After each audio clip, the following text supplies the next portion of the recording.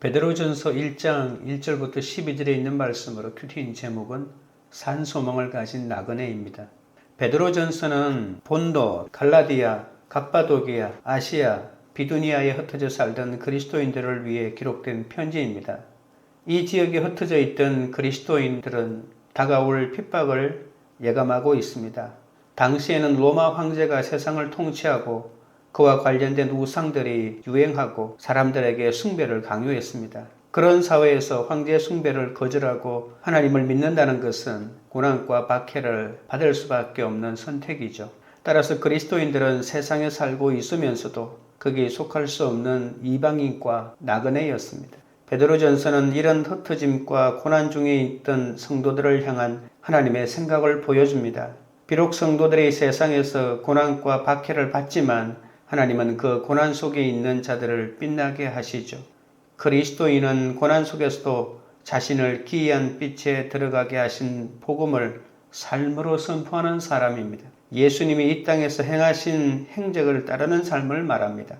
그 구체적인 적용은 종교적인 활동뿐만 아니라 가정에서 이루어지는 일상적인 관계와 역할로도 이어져야 합니다. 이렇게 세상 속에서 살아가지만 거기에 속하지 않는 자들을 가리켜 베드로는 왕같은 제사장, 하나님의 소유된 백성이라고 합니다. 그러나 베드로는 세상에 속하지 않는 그리스도인일수록 인간이 세운 제도와 질서에 순종해야 한다고 말합니다. 그것이 주님을 위하는 것입니다. 악한 세상의 고난과 박해 속에서도 예수님처럼 하나님의 뜻과 영광을 나타내어야 하기 때문이죠. 베드로전서의 말씀은 이 세상에서 정착민으로 살지 못해 전전긍긍하는 많은 이들에게 그리스도인의 정체성을 다시금 생각해보고 회개하게 만들어주는 귀한 하나님의 말씀입니다. 첫째는 산소망입니다. 1절부터 2절입니다. 예수 그리스도의 사도 베드로는 본도, 갈라디아, 갑바도기아, 아시아와 비두니아에 흩어진 나그네, 곧 하나님 아버지의 미리 아심을 따라 성령이 거룩하게 하심으로 순종함과 예수 그리스도의 피뿌림을 얻기 위하여 택하심을 받은 자들에게 편지하노니 은혜와 평강이 너희에게 더욱 많을지어다. 베드로는 소아시아 여러 지역에 두루 흩어진 성도들을 나그네라고 부르며 인사합니다. 하나님은 이들을 만세전부터 미리 하심으로 택하시고 성령으로 거룩하게 하심으로 주께 순종하게 하시며 예수 그리스도의 피뿌림을 얻게 하셨죠. 베드로의 인사는 신약 성경의 여러 서신 가운데 가장 풍성한 인사말을 보여줍니다. 목회적인 따뜻함과 또 신학적인 쾌관을 함께 포함하고 있습니다. 베드로는 갈릴리 북쪽 해변의 어부였고 예수님을 따르도록 부름을 받았으며 사도들 가운데 리더가 되었죠. 또한 예수님을 메시아로 인식한 첫 번째 사람이었었고 바다 위를 걷고자 시도했고 예수님을 부인했다가 회복되었습니다. 오순절에 형성된 새로운 교회의 첫 번째 지도자가 되었고 이방인 또 하나님 백성에 포함된다는 놀라운 환상을 보기도 했습니다. 또한 감옥에서 기적적으로 풀려났으며 로마에서도 사역을 계속했다는 것을 우리가 알고 있습니다.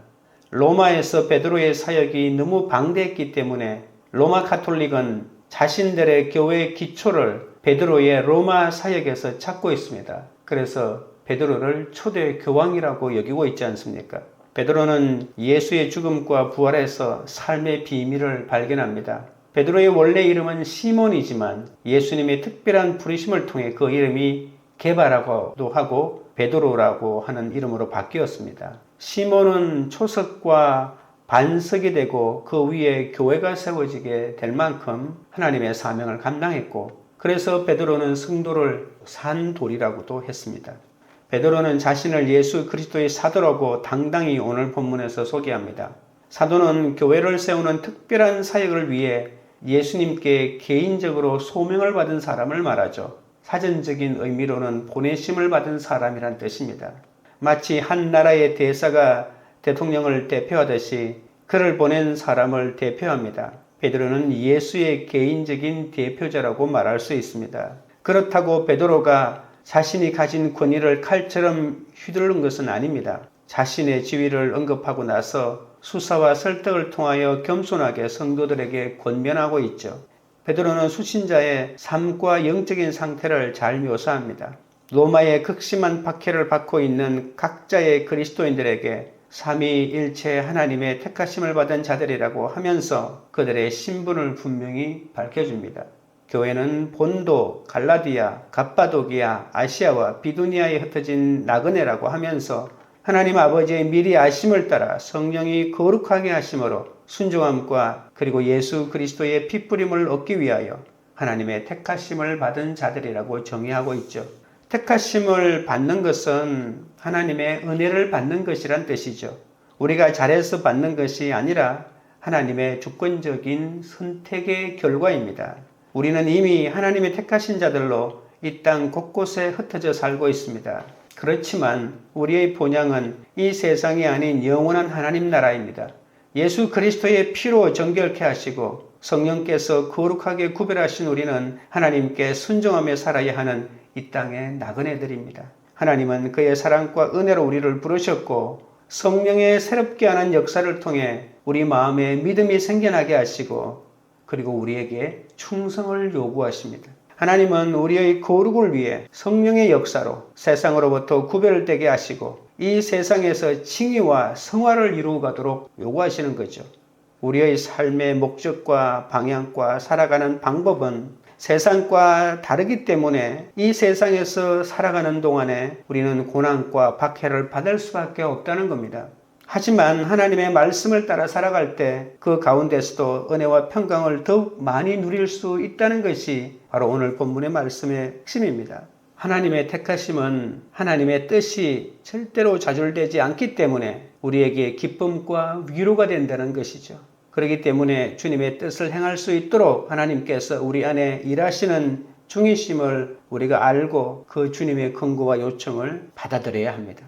3절 말씀입니다. 우리 주 예수 그리스도의 아버지 하나님을 찬송하리로다. 그의 많으신 궁율대로 예수 그리스도를 죽은 자 가운데서 부활하게 하심으로 말미암아 우리를 거듭나게 하사 산 소망이 있게 하시며 베드로는 하나님의 궁율하심으로 새로운 소명을 주시기에 하나님을 찬양하고 있죠. 성도는 환난과 박해를 당해 고난 중에 있을지라도 하나님을 찬송할 수 있습니다. 하나님이 주신 소망이 우리 안에 있기 때문입니다. 이 소망은 우리를 긍휼히 여기시고 거듭나게 하신 하나님이 예수 그리스도의 죽음과 부활을 통해 영광스러운 하늘의 유업을 받을 산 소망입니다. 아무런 근거나 현실성 없이 막연히 잘 될 거야 라는 죽은 소망과는 차원이 다릅니다. 우리의 구원은 하나님과 사람들 앞에서 삶의 방식을 바꾸는 것입니다. 이것은 바로 중생이라고 우리가 부르고 있죠. 새로운 창조는 예수 부활 때문에 가능합니다. 이것이 하나님의 은혜라고 부릅니다. 그런 의미에서 은혜란 우리가 잘못을 고치는데 전적으로 무능하기 때문에 죄를 지었음에도 우리를 척연히 여기시는 하나님의 사랑입니다. 이 위대한 새로운 출생은 하나님의 구속 안에서 산 소망을 만들어낸다고 합니다. 지금 당장은 희망으로 가득 찬 삶을 살지 못하지만 앞으로는 하나님의 하실 일에 대한 분명한 비전으로 흔들리지 않는 소망을 간직한 채 순종하며 살아갈 수 있다는 것이 4절 5절입니다. 썩지 않고 더럽지 않고 쇠하지 아니하는 유업을 있게 하시나니 곧 너희를 위하여 하늘에 간직하신 것이라. 너희는 말세에 나타내기로 예비하신 구원을 얻기 위하여 믿음으로 말미암아 하나님의 능력으로 보호하심을 받았느니라. 중생은 산 소망을 주시고 그 산 소망이 절대 썩지 않고 더럽지 않고 쇠하지 않는 유업을 있게 하십니다. 중생한 하나님의 자녀들은 특별한 유업을 기대해야 합니다. 그 유업은 구원의 완성과 또 성부, 성자, 성령을 향한 경배와 찬미를 드리는 하나님 나라 안에서 누리는 영원한 생명입니다. 예수님처럼 우리도 장차 부활하여 말세에 주께서 성취하실 구원을 얻게 될 것입니다. 그날이 오기까지 하나님은 능력으로 우리를 보호하십니다. 그날까지 우리가 어떻게 견딜 수 있지? 걱정하지 마십시오. 하나님의 능력으로 우리를 보호하신다고 말씀하십니다. 그러기 때문에 우리는 썩지도 않고 더럽지도 쇠하지도 않는 하늘의 유업을 주실 하나님을 믿기 때문에 현재의 고난 속에서도 하나님을 찬양할 수 있습니다. 그러나 하나님의 자녀로 이런 은혜를 누리기 위해서는 반드시 전제 조건이 있는데 그것이 바로 믿음입니다. 구원을 보증하는 것은 우리의 믿음입니다. 새로운 출생은 최종적인 구원 안에서 믿음에 의해 보호되는 이 유업에 대한 산소망을 생기게 합니다. 하나님은 예수의 부활로 우리를 거듭나게 하사 우리에게 산소망을 허락해 주셨음을 잊지 마십시오. 우리가 받을 유업은 절대로 썩지 않고 그 아름다움이 변하지도 않습니다. 하나님의 능력으로 보호받고 있는 우리는 이 땅의 것에 마음을 빼앗기지 말고 각자의 자리에서 산소망을 품고 하늘에 간직된 유업을 구하며 살아야 할 것입니다. 적용 질문 드립니다. 내가 가진 소망은 썩지 않고 그 아름다움이 변하지 않는 유업입니까? 아니면 썩어 없어질 일시적인 욕심입니까? 둘째는 금보다 더 귀한 믿음입니다. 6절 7절입니다. 그러므로 너희가 이제 여러 가지 시험으로 말미암아 잠깐 근심하게 되지 않을 수 없으나 오히려 크게 기뻐하는도다. 너희 믿음의 확실함은 불로 연단하여도 없어질 금보다 더 귀하여 예수 그리스도께서 나타나실 때에 칭찬과 영광과 존귀를 얻게 할 것이니라. 베드로는 여러 가지 시험으로 근심하는 성도들에게 오히려 크게 기뻐하라고 합니다. 고난당한 신자들이 가지고 있는 마지막 날을 기대하는 기쁨이 있기 때문입니다. 예수 그리스도를 믿음으로 받은 구원은 지극히 영광스럽고 존귀합니다. 그러므로 구원에 이르게 하는 믿음으로 견고하고 순수하게 연단시켜줄 환난과 시련을 만나면 크게 기뻐해야 한다는 것이죠. 구원을 생각하기만 해도 신자의 마음속에서 큰 기쁨이 생긴다는 말입니다. 그 기쁨이 너무 크기 때문에 고난을 능히 견딜 수 있습니다. 신도들은 자신들이 당하는 고난의 목적을 바르게 이해해야 합니다. 고난을 겪는 것이 잠시는 괴롭지만 그 고난으로 단련된 믿음은 불로 연단된 금보다 더 귀하다고 합니다. 금은 불로 연단되어 순도가 높아질수록 가치가 있지 않습니까? 마찬가지로 여러 시험으로 순수하고 견고하게 연단된 성도의 믿음은 금보다 귀하여 예수께서 다시 오실 때에 칭찬과 영광과 존귀를 얻게 합니다. 신자들의 믿음은 박해의 불을 견디며 마지막 날에 그 진실함이 증명된다고 합니다. 야고보서 1장 3절에 이는 너희 믿음의 시련이 인내를 만들어내는 줄 너희가 알미라는 말씀처럼 고난의 사건은 성도들로 하여금 성장하게 한다고 합니다. 환난과 시험은 우리를 잠깐 근심하게 하지만 우리의 믿음이 연단되는 기회이기 때문에 도리어 크게 기뻐할 일입니다. 베드로는 구원에 대한 자신의 위대한 유익을 위해 하나님을 찬양하면서 소아시아의 그리스도인들이 비록 현재 여러 가지 시험을 당하고 있을지라도 구원의 마지막 날에 대하여 크게 기뻐할 수 있다는 것을 보여주고 있죠. 우리가 이 땅에서 환난을 겪는다고 할지라도 그 기간은 잠깐일 뿐 결코 영원하지 않습니다. 신자들은 시험이 아무리 험하다고 해도 반드시 살아남아 영광스러운 구원을 맞이하기에 기뻐할 수가 있습니다. 8절 9절입니다. 예수를 너희가 보지 못하였으나 사랑하는도다. 이제도 보지 못하나 믿고 말할 수 없는 영광스러운 즐거움으로 기뻐하니 믿음의 결국 곧 영혼의 구원을 받음이라. 끝까지 견딘 신자들은 예수 그리스도께서 나타나실 때 하나님께 인정받습니다. 현재는 응답을 받지 못하여 그리스도를 보지 못한다 해도 그들이 얼마나 그리스도를 사랑하는지 하나님은 다 아십니다. 우리가 눈으로 직접 본 적도 없는 예수님을 사랑하고 믿으며 무엇으로도 빼앗지 못할 즐거움으로 기뻐하는 것은 우리가 믿는 바대로 구원을 받을 것을 확신하기 때문이죠. 비록 그들이 그리스도를 믿지만 여전히 볼 수 없음에도 불구하고 말할 수 없는 영광스러운 즐거움으로 충만하게 됩니다. 예수님을 사랑하는 자는 어떤 시련이 와도 말로 다 표현할 수 없는 영광과 즐거움을 누리며 기뻐할 수 있습니다. 고난 중에 믿는 성도를 주님이 능력으로 보호하시기 때문입니다. 적용 질문 드립니다.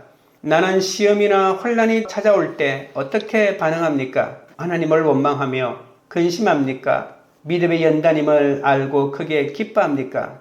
셋째는 구원의 은혜입니다. 10절 11절입니다. 이 구원에 대하여는 너희에게 이 말 은혜를 예언하던 선지자들이 연구하고 부지런히 살펴서 자기 속에 계신 그리스도의 영이 그 받으실 고난과 후에 받으실 영광을 미리 증언하여 누구를 또는 어떠한 때를 지시하시는지 상고하니라. 하나님은 선지자들에게 구원의 은혜를 선포하게 하셨고 그들은 구원에 대한 계획과 지식을 연구했습니다. 그리고 예수 그리스도께서 받으실 고난과 영광을 예언했는데 이는 모두 하늘로부터 보내심을 받은 성령의 도우심으로 된 일이죠. 베드로는 소아시아의 그리스도인들이 기뻐하고 진정으로 바라는 구원이 옛적 선지자들이 자세하게 찾았지만 절대로 발견하지 못했던 바로 그 구원이라고 합니다. 베드로 시대의 구원을 즐기는 특권은 그리스도 이전의 사람은 알 수가 없었고 오직 그리스도 이후에 사는 사람들의 것이었습니다. 하나님의 최종 구원과 마지막 날이 정확하게 언제 어떤 상황에서 일어날지 몰라 그들 안에 있는 그리스도의 영을 통해 그리스도의 고난과 그 뒤에 따라오는 영광을 연구하기만 했을 뿐입니다. 그러나 과거 선지자들이 아무리 열정을 가지고 있었더라도 그것은 그리스도인들이 그리스도 안에서만 발견할 수 있는 은혜였습니다. 12절입니다. 이 섬긴 바가 자기를 위한 것이 아니요 너희를 위한 것임이 계시로 알게 되었으니 이것은 하늘로부터 보내신 성령을 힘입어 복음을 전하는 자들로 이제 너희에게 알린 것이요 천사들도 살펴보기를 원하는 것이니라. 선지자들이 아무리 연구에 몰두하고 비전이 심오해도 그들의 노력은 세례 요한처럼 하나님의 계획 안에서 예비적인 역할만 담당했습니다. 그들은 훗날의 때를 위해 준비했는데 그때가 바로 지금이라는 겁니다. 선지자들의 연구와 노력은 자신을 위한 것이 아니라 후대를 위한 것이었습니다. 그리스도 안에서 이미 완성된 구원을 누리는 교회 시대는 너무나도 큰 특권을 지금 누리고 있는 것이죠. 우리가 지금 평범하게 알고 듣고 있는 복음의 비밀은 구약의 선지자들도 부지런히 연구하고 살펴서 우리에게 알려준 지극히 영광스럽고 위대한 것이고 천사들도 알기 원할 정도로 귀하고 놀라운 진리의 말씀이었습니다. 선지자들이나 천사들도 교회가 뜨겁고 즐거워하는 것을 경험하지 못했다는 말입니다. 마치 결혼식 참석자들이 신부가 등장하기 전에 실컷 한번 훔쳐보려고 하는 것과 같다는 겁니다. 그들은 도대체 저 커튼 너머에 복음의 비밀이 어떤 것이지, 구원이 어떻게 나타나지 이렇게 궁금해서 조금씩 살펴볼 뿐이지 예수 그리스도의 십자가의 죽으심과 부활을 통하여 우리 앞에 나타나는 그 구원의 영광을 그들은 알지 못했다는 것이죠. 복음을 전하는 자들의 수고로 내게 구원의 복음이 전해진 것처럼 아직 구원받지 못한 이들에게 이 복된 소식을 우리는 명확하게 알고 있기 때문에 전해야 할 사명이 우리에게 있는 것입니다. 적용 질문 드립니다. 내가 받은 구원의 복된 소식을 오늘 누구에게 전하겠습니까? 기도드리겠습니다. 하나님 아버지, 하나님은 예수의 부활로 우리를 거듭나게 하사 산 소망을 허락해 주셨기에 우리가 받을 유업은 결코 썩거나 그 아름다움이 변하지 않는다고 했습니다. 그런데도 저는 주님의 택하심을 받았음에도 이 땅에서 썩어지고 더럽혀지고 쇠하여질 것에 마음을 빼앗겨 근심한 적이 많사오니 불쌍히 여겨 주시옵소서. 하나님의 택하심을 받고 구원의 산 소망을 가진 자로서 이 세상에서 구별되게 살지 못하고 있사오니 불쌍히 여겨 주옵소서. 하나님이 능력으로 보호받아 땅의 것에 마음을 빼앗기지 않게 하시고 산 소망을 품고 하늘에 간직된 유업을 구하며 살도록 역사하여 주시옵소서. 고난 중에 믿는 성도를 주님이 능력으로 보호하신다고 했습니다. 눈으로 직접 본 적도 없는 예수를 사랑하고 믿으며 이제는 산 소망으로 하늘의 유업을 구하고 시험의 때를 통과하며 연단된 믿음으로 어떤 시련이 와도 말로 다 표현할 수 없는 영광과 즐거움을 누리도록 붙들어 주시옵소서. 우리가 듣고 있는 복음의 비밀은 천사들도 알기 원할 정도로 귀하고 놀라운 진리의 말씀입니다. 예수 그리스도를 믿음으로 받는 이 구원이 얼마나 영광스럽고 귀한 것인지 깨닫게 하시고 믿음 때문에 받는 고난을 오히려 기뻐하게 하여 주옵소서. 복음을 전하는 자들의 수고로 내게 구원의 소식이 전해진 것처럼 아직 구원받지 못한 이들에게 이 복된 소식을 전하는 사명을 감당하게 하여 주옵소서. 관계 우리들 교회가 각자가 가진 소망이 썩어 없어질 일시적인 욕심이 아니라 썩지 않고 아름다움이 변하지 않는 유업을 가진 그런 공동체가 되게 하옵소서. 시험이나 환난이 찾아올 때 하나님을 원망하며 근심하지 않고 믿음의 연단임을 알고 크게 기뻐하는 공동체가 되게 하옵소서. 세상에서 그리스도인의 분명한 정체성을 갖고 고난 없는 편안한 삶이 아니라 고난과 시험이 따를 수밖에 없는 구별된 성도의 삶을 살아가는 그런 공동체가 되도록 역사하여 주시옵소서. 예수님의 이름으로 기도드리옵나이다. 아멘.